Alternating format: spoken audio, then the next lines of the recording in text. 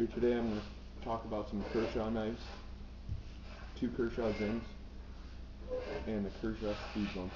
Start with the Zings. These here are probably my favorite knives. These are all knives that I have used for everything. I carry, this is the one that I carry everywhere with me. I don't leave home without it. This is a new one right here. This one has I don't think anything but maybe a few pieces of paper has been cut with this right here.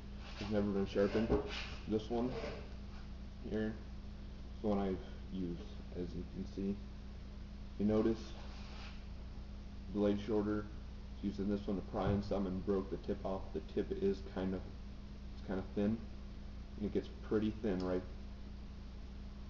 up towards the tip there. Broke it off, but I just ground it down, sharpened it. It's not quite as good as an edge, but it's a little more sturdy. You know, pry on stuff a little bit better with it. And these knives are both assisted.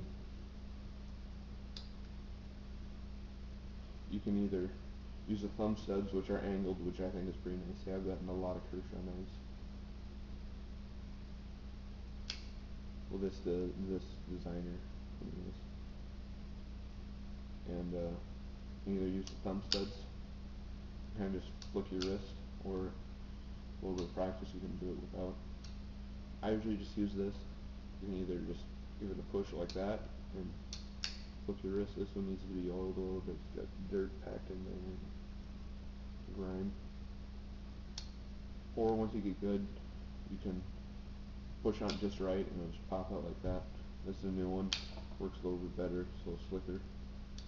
But this one just needs to be clean. It's dirty. Very dirty. But otherwise, the only problem I've had with this knife is the tip breaking, and the pocket clip it's been in my pocket a lot, so I can understand it's the screw holes getting kind of loose, and just wear on the clip. The clip on the Zing is actually very nice, I think, considered to other Kershaw knives. It comes very tight. It's almost too tight. You gotta get it worn in a little bit. And on the Zing, you can actually move the clip to right-handed tip side up in your pocket, or left-handed tip side up, but you cannot do left-handed tip down. You can see. And their liner lock, they got a little rise in that there, which helps to close it quite easily. The whole thing you can run with one hand.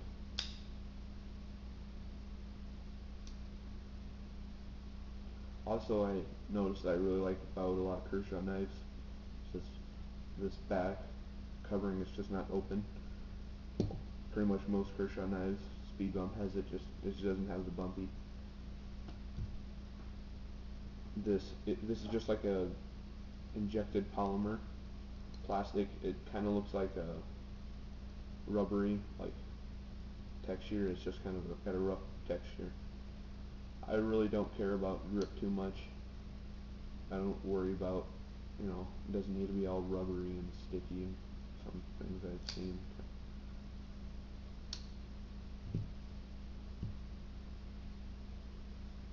And now the Speedbump. Speedbump is quite a bit bigger knife, as you can see. It's a lot heavier. A lot of people don't like a heavier knife for everyday carry. This knife is spring assisted, so you just got to get it started. Once you get it to about that point, the blade just takes over, or the spring just takes over. And I'm not sure exactly what kind of lock it is. I need to do my homework, but it's a decent lock. Only problem is if you're cutting or chopping on something and it wants to catch up there, and then you can't do it with one hand, so I'm going to get people to pull on it. And this, I don't think will last as long as this liner lock. And that's another thing, this liner lock does not slip at all. It's one of the best liner locks I've ever used on this. Won't break at all. And another thing I love about Kershaw knives, the blades never wiggle at all. Ever.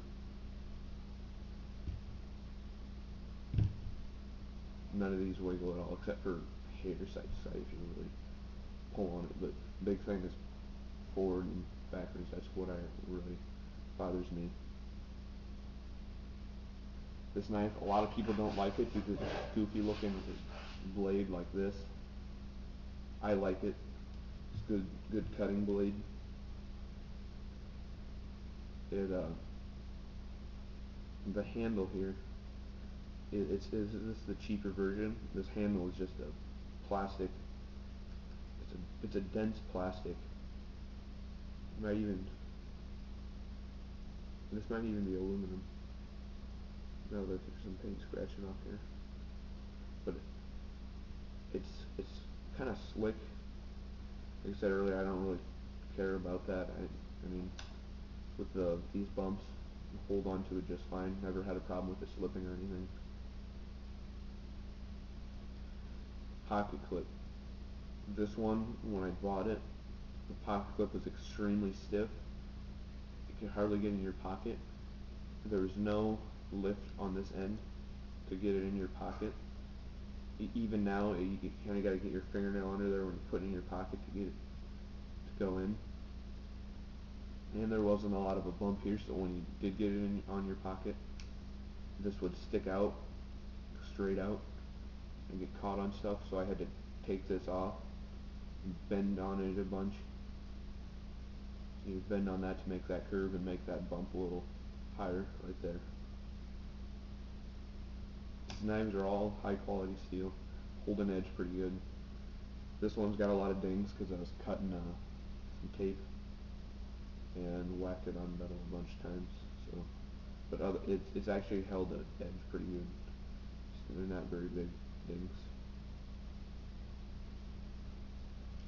These are Tonto points. See, this one I don't know how you call this type of blade. It's just goofy. This knife does, if you want a better grip. I don't think they make this knife anymore, but if you go to eBay, they do make.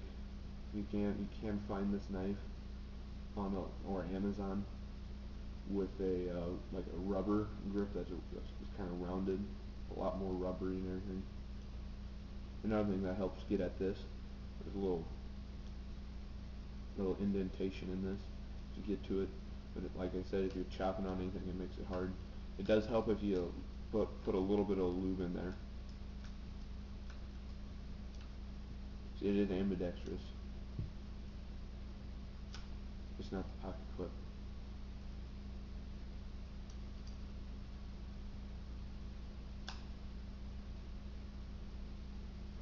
This knife, like I said, is a heavy knife. A lot of people don't like a heavy knife. These knives here are very light. Weigh about nothing. Really don't even know they're in your pocket. Now Kershaw, probably one of the best pocket knife brands there is out there. You do want to do your homework on them. There is a lot of them, like I said, especially the Ken Onion knives. The tip being very narrow and brittle. So, yeah. Good comment. I'm out.